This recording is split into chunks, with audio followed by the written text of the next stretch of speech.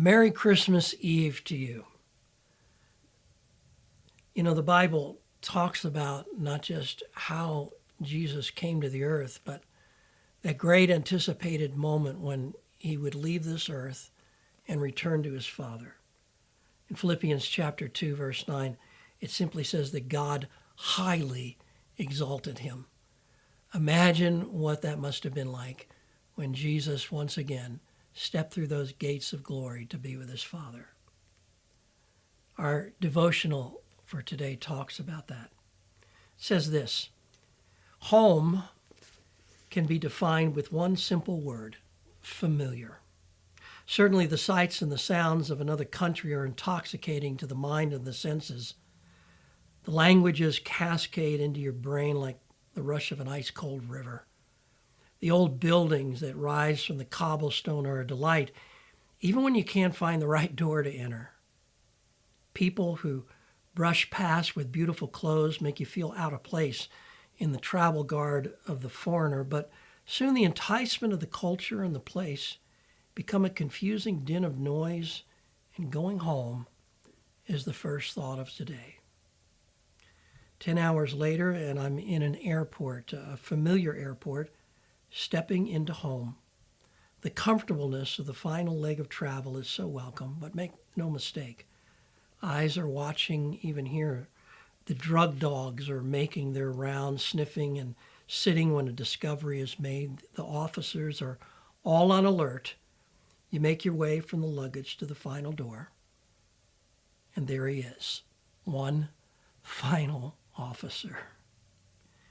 From long away, he notices everyone and can identify the foreigners from the citizens in a quick glance. I'm walking towards him, and he knows I belong. I am a citizen. I'm safe. There's the slightest break of protocol, and our eyes meet, and then he says those words: "Welcome home." What did it look like when Jesus entered again into the mighty halls of heaven? He left empty, and he returned to a resounding celebration of joy. The Father shed tears as he embraced the beautiful scars that brought peace between holiness and utter failure. I don't know if there was a coronation, a grand ceremony, or an enormous celebration. I do know that a title was bestowed by the Father on the Son: Jesus, Savior of all mankind. From a babe in a manger to a simple Jewish carpenter, to a criminal's death on a Roman pick. Yet the end was not in the time and space of the human will. Instead, it was the trump card of eternity that erased what sin had abused. Christmas should not be confined to a quick glimpse of the babe in the manger, but a search beyond to the one who sits on the throne.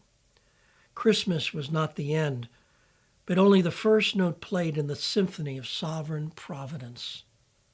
So remember, won't you? Remember in the waiting with anticipation that when the fullness of time comes again, he will come as a reigning king, not a babe in a manger.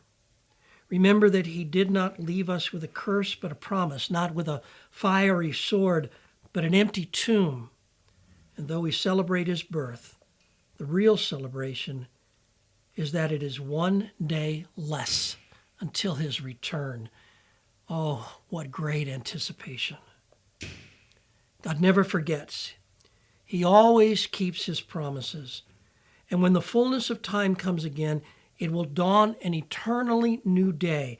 And oh, what an ending, what a delight, and what an exalted outcome when we will witness what we also hear: welcome home. I'm getting ready, friend. I hope you are too.